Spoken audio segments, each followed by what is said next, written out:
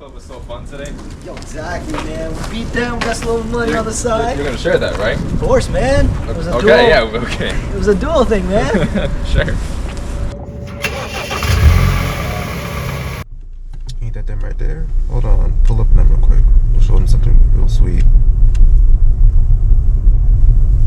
Yeah.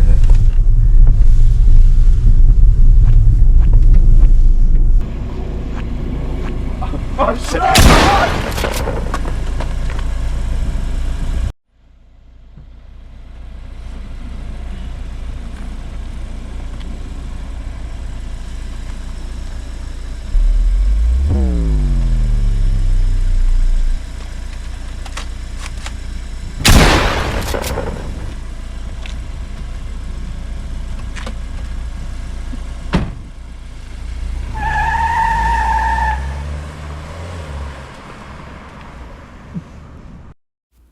The first step to processing a crime scene is to secure the scene. This is usually done by the first responding officer. Crime scene tape is used to close off the scene. The officer must also ensure the safety of the individuals involved and preserve the evidence. The main importance of securing a crime scene is to preserve evidence. By securing the scene, you prevent any outsiders from contaminating the evidence. If evidence is tampered, it can interfere with the investigation and lead to incorrect conclusions in the case. To prevent further tampering, the common approach path is used. This is used to designate a safe route to use when entering or exit a crime scene to protect the state of the scene. Good afternoon, sir. Can you tell me your name and what was going on during the before scene of the crime? My name is Stephen Grande. I was leaving school after tennis club. I was walking home with my friend. We were exiting through the school's parking lot. As we're walking, I noticed that there's a white SUV style car creeping up from behind us. As the car got closer, the passenger side window just began to roll down, and then I noticed a gun pointing at both me and my friend. I tried to warn my friend, but I ran away, and then I heard gunshots. Can you give me a range of time from when the crime took place?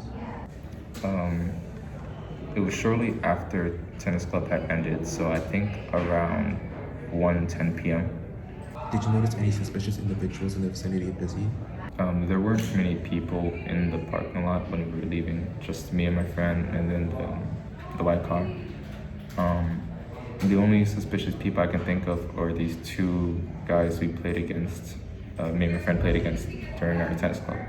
One of them was a pale Hispanic male, and the other one was a tall black male. Both of them wore glasses. For this crime, can you think of any possible MO? After the tennis match, we did win a lot of money. Maybe those two I mentioned earlier, maybe they wanted to get back at us.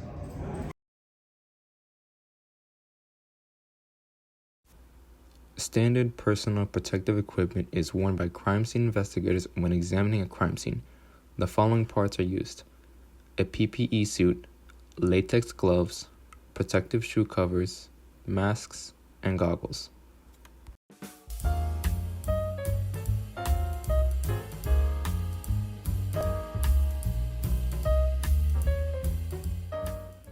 The first thing done by a crime scene investigator is to search the scene.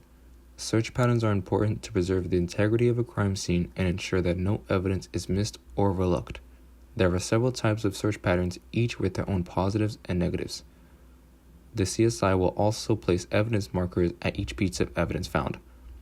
Additionally, a medical examiner can arrive to examine any bodies found in the crime scene.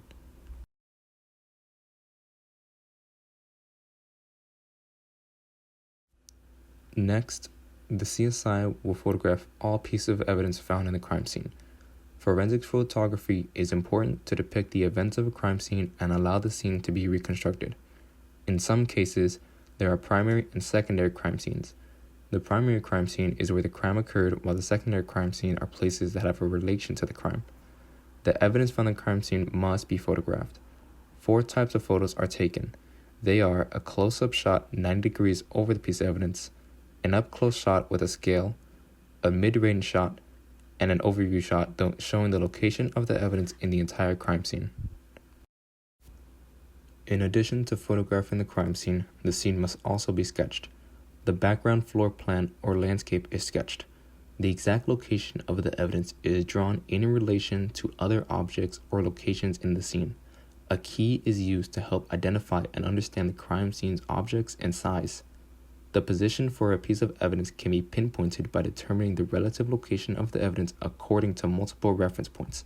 This will help you place the evidence accurately. After the crime scene has been sketched and the evidence has been photographed, the CSI will proceed to collect all pieces of evidence. Most items of evidence will be collected in paper containers such as packets, envelopes, and bags. Liquid items can be transported in non-breakable, leak-proof containers. Arson evidence is usually collected in airtight, clean metal containers. In this crime scene, bullet casings are collected and put into a brown evidence bag. When sealing the evidence bag, you must seal the opening of the bag with a crime scene tape to properly secure it.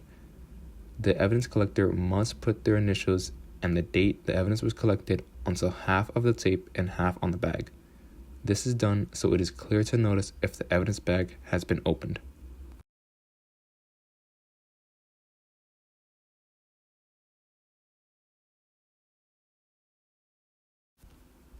The chain of custody is a process used to track the movement and life cycle of evidence, ensuring that every person who handled or examined the evidence would be accounted for. Its purpose is to prove the authenticity of the evidence within a court setting. Minimum chain of custody would demonstrate the collector's initials, location of evidence, and the date of evidence collection. All items of physical evidence must be carefully packaged and marked. Should a person attempt to remove the evidence for further testing, they must make an attempt to not break the original seal, and afterwards, they must record their own initials and the date on a new seal. The victim was male. He was 17 years old. He was shot twice in the back, which killed him. One in the lower back and one in the upper back. And he has some minor scratches on his face when he fell after being shot.